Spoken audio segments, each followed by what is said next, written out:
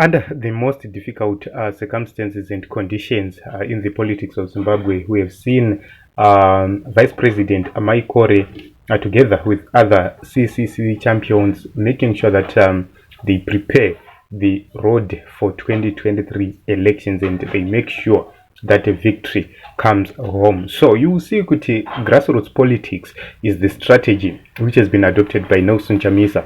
A lot of people are asking, what is the strategy of Nelson Chamisa?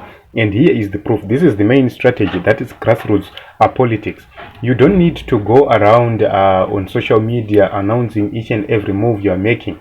But at times you need to penetrate the areas, you need to be there, you need to be visible, you need to have foot soldiers in each and every place, in each and every area.